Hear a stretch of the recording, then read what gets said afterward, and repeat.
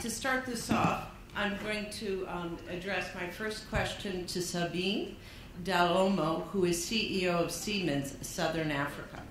So Sabine, if you could give us your view of the challenges and the solutions in this really important area, and how Siemens really has been a pioneer in thinking through how do you really transfer skills and at the same time ensure that you're growing a market for your products and making sure you still are considered as doing a great job by your company. Thanks.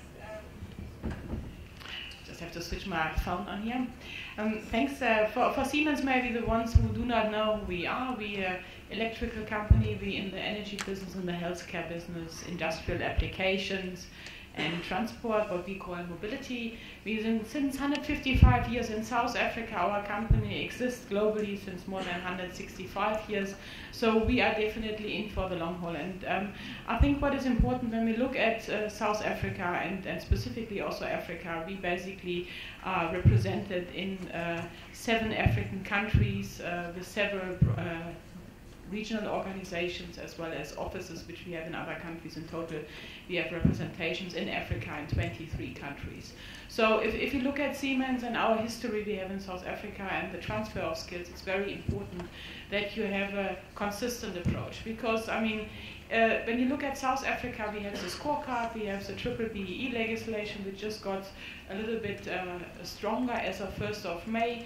And what companies normally used to do specifically in order to reach the requirements out of the scorecard would be they would have a tick box mentality. I do one initiative, I do a little bit enterprise development, a little bit skills development.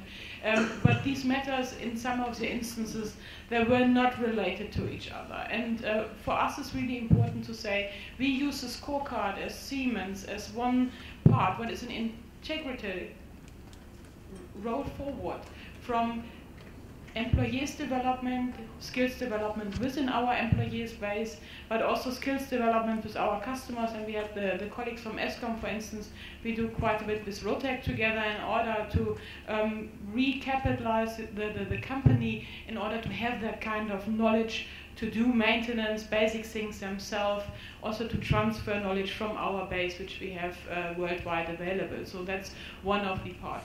But on the other hand, what is also very important when you talk about training, you have to think beyond what you need today.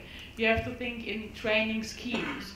For instance, there as well with the German industry, together with the German Chamber of Commerce, we have training programs in which we basically develop together with all companies certain skills on the engineering side and on the finance side in order to make sure that all companies can basically participate out of the pool which we develop.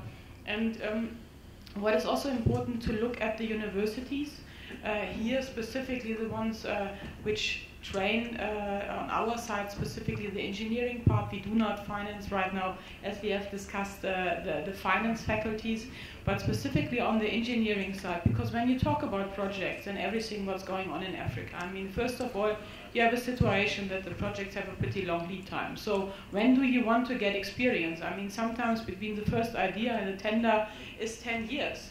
And I mean, how long you want to learn. So you really need to have a situation that people have practical examples in an overviewable time in order to have that kind of experience which you later on can use in the projects. And for us really, and as being for a long time presence in Africa, you cannot fast track experience. And everybody of you who has developed a project, most likely your first one wasn't the best one you have done. And out of the one you have done the first time, you have then later on discovered what you do best in the second project. And that is just simply something you have to encourage. Sabine, that's a very good way to start the discussion from the point of view of a large company. Doing business in Africa, you can't afford to be without Africa Investor.